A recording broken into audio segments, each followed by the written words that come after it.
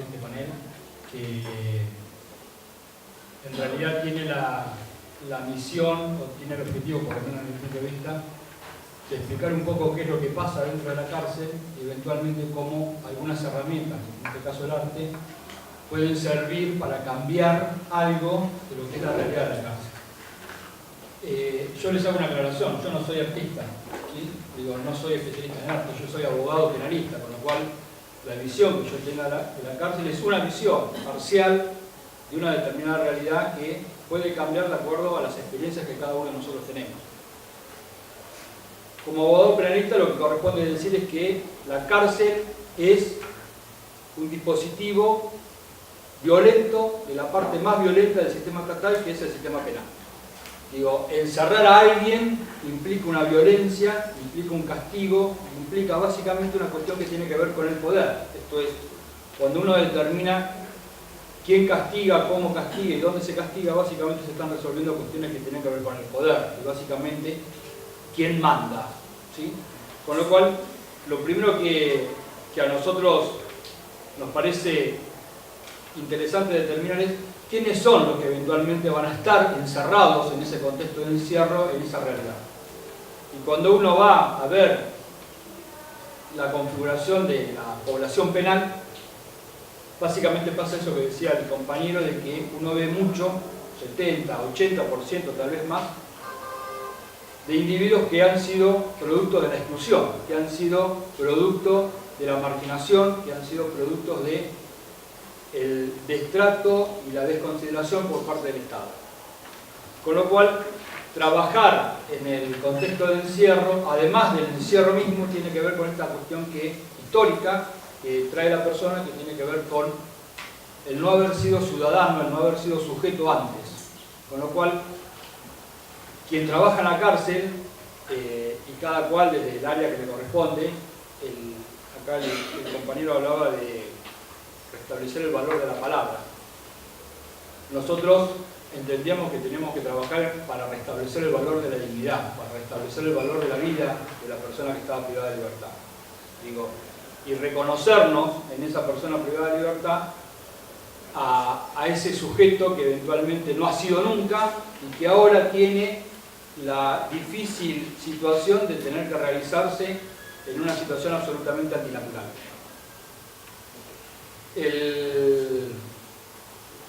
Y además de ese 70-80% de personas que han sido producto de la exclusión, muchos de ellos, el 70-80%, ni siquiera tiene una sentencia condenatoria, o sea, ni siquiera tiene una sentencia firme que determine que eventualmente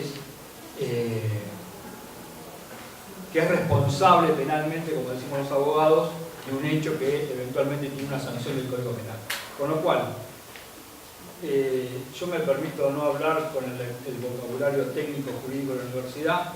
Digo, los que van a estar presos básicamente son los negros. Básicamente son los negros.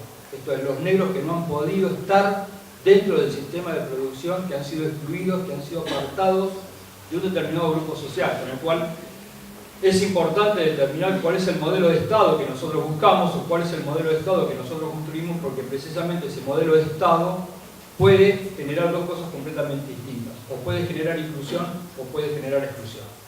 Y cuando genera exclusión, ese Estado tiene una faceta que es el Estado gendarme, y dentro de ese Estado gendarme, que nosotros primero vemos en el abuso policial en el barrio, después lo vamos a ver en el abuso de la violencia institucional en los lugares de encierro. Con lo cual, esa violencia, esa situación de no ciudadanía que hay que revertir, tiene como una de las herramientas principales la cuestión del arte.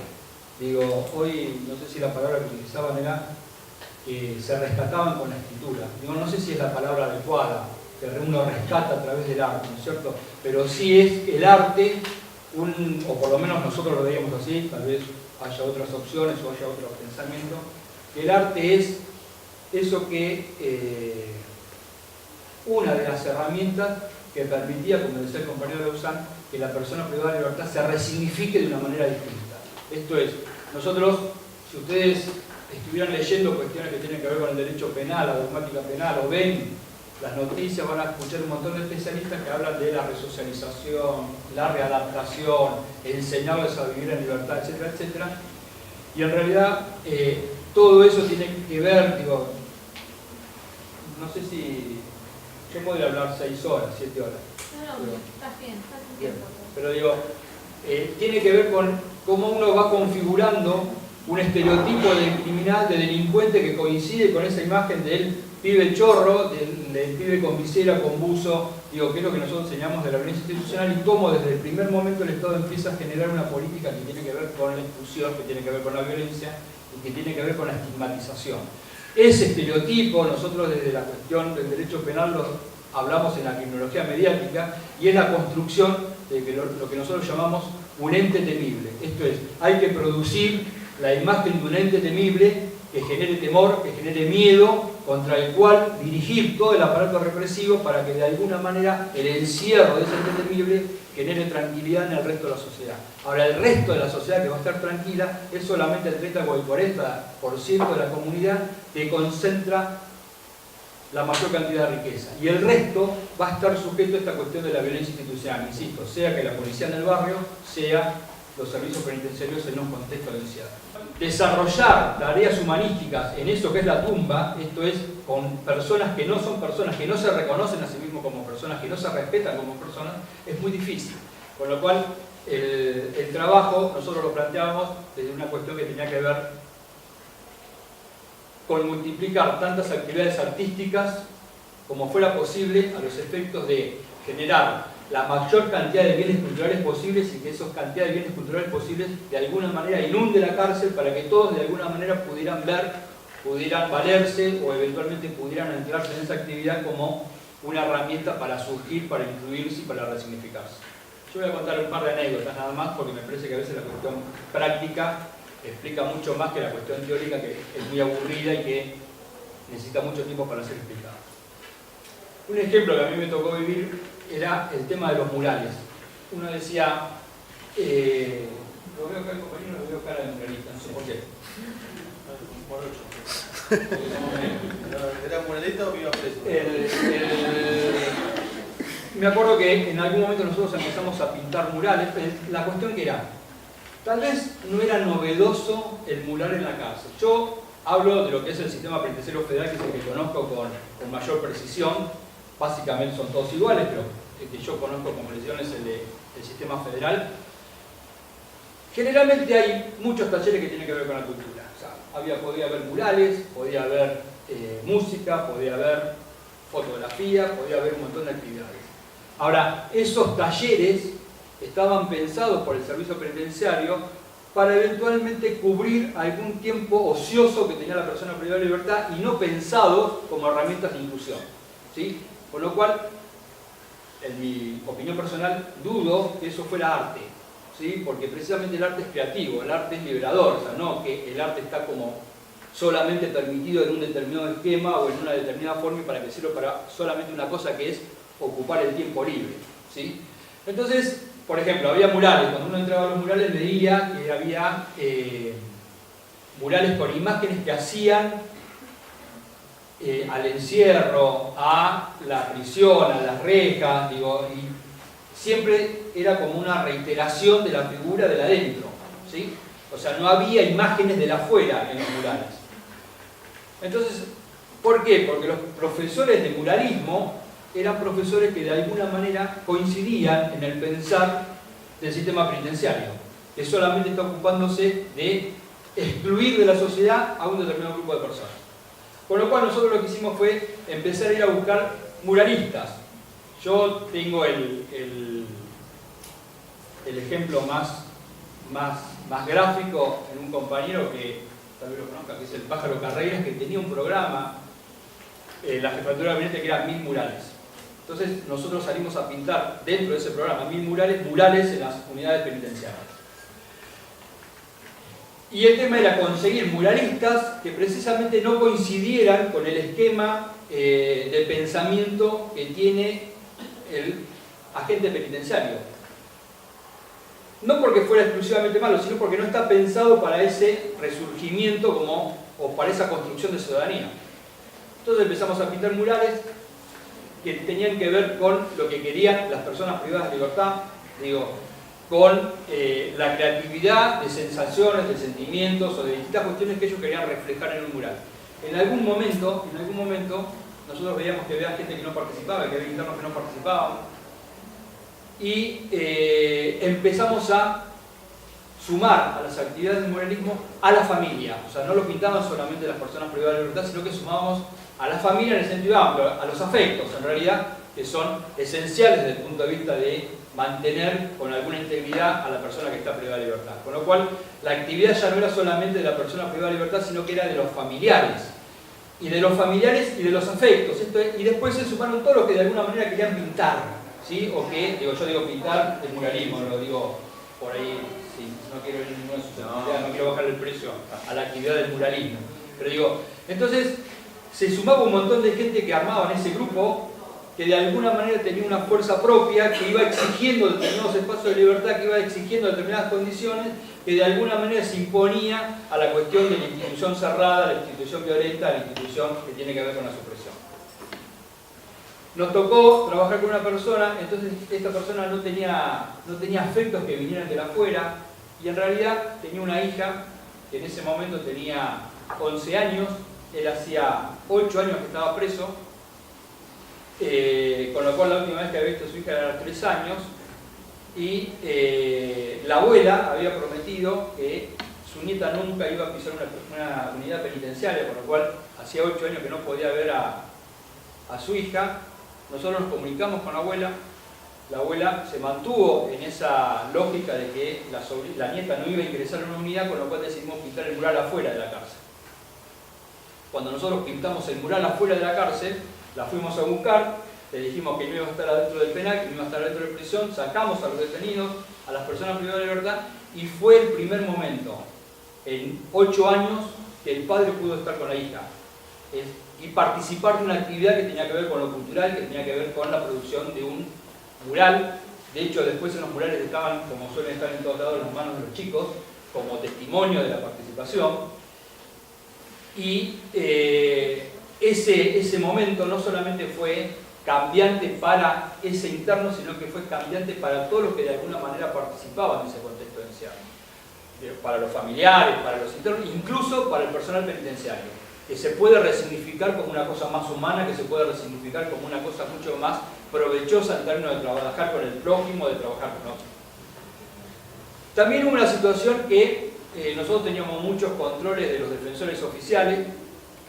Algunos parecían más jueces que defensores, parecían más fiscales que defensores.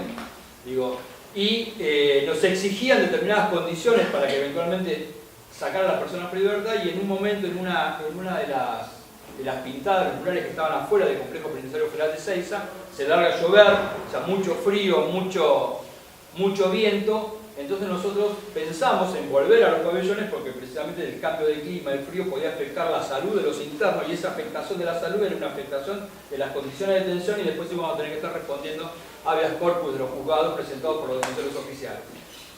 Y me acuerdo que las personas privadas de libertad nos pedían por favor quedarse, porque había muchos que hacía por lo menos 6, 7 años que no tenían la sensación de la lluvia y la sensación del viento en el cuerpo. Con lo cual, el arte les permitía incluso un contacto con la naturaleza, que el encierro el encierro suprime. Claramente en muchos contextos tal vez esto no pareciera ser como que no tiene valor, ¿no? Uno tiene que pasar por la experiencia de la privación de libertad para darse cuenta del valor que tiene la lluvia, el valor que tiene el viento y la posibilidad de estar en esa situación.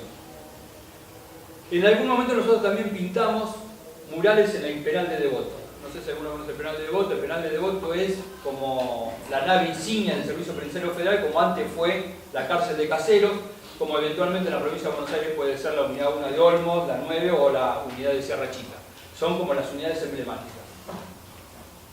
Y nosotros planteamos, pusimos unos carteles, hicimos un experimento, pusimos unos carteles en la vereda de la penal de Devoto, y le planteamos a los vecinos la posibilidad de que se sumen a participar.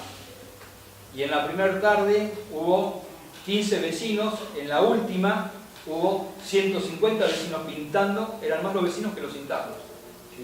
Y había una vinculación con el afuera que les exigía a las personas privadas de libertad un compromiso para volver a encontrarse con los vecinos que pintaban desde afuera y que de alguna manera sentían que pintando, participando de la pintada del mural, acompañaban, asistían o de alguna manera se comprometían con la situación de la persona que estaba privada de libertad.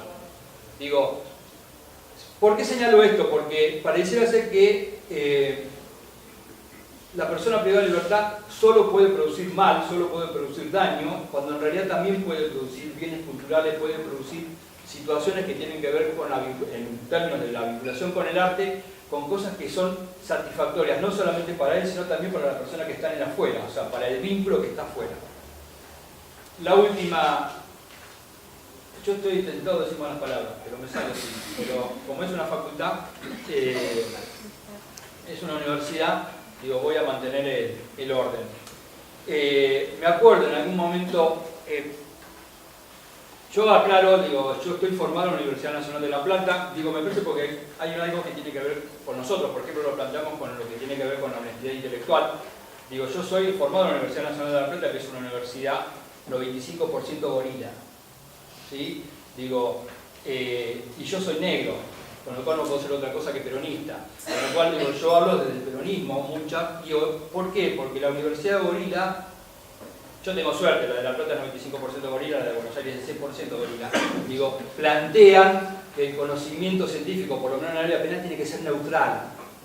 Digo, ¿de qué neutralidad estamos hablando? No. Digo, yo estoy trabajando por las personas que están en situación de vulnerabilidad, o sea, no hay ninguna neutralidad en esto. Entonces, digo, el compromiso, el meterse, el embarrarse, el meterse en los barrios, meterse en todos lados, hace que uno pierda esa neutralidad y tienda, por lo menos a mí me pasa así, a defender o eventualmente preocuparme por aquellos que están en situaciones de vulnerabilidad o están en situaciones de precariedad o están en situaciones de tantas cosas respecto de un poder que presenta como omnímodo, etc. Ahora, digo esto porque me acuerdo que en algún momento algún diputado de la oposición decía que la cultura solamente pasaba por el color, ¿no? Y que la cultura y el arte solo eran para determinados grupos elitistas de la sociedad, como que cualquiera de nosotros no estaba en condiciones de valorar el arte, que no estaba en condiciones de apreciarlo, o que no estábamos en condiciones de producirlo. No voy a decir el nombre porque no corresponde decir el nombre, tampoco voy a dar la calificación, pero lo cierto es que nosotros, o por lo menos en esa pelea, entre comillas, con el servicio, nosotros decíamos que todo era arte, todo, absolutamente todo era arte.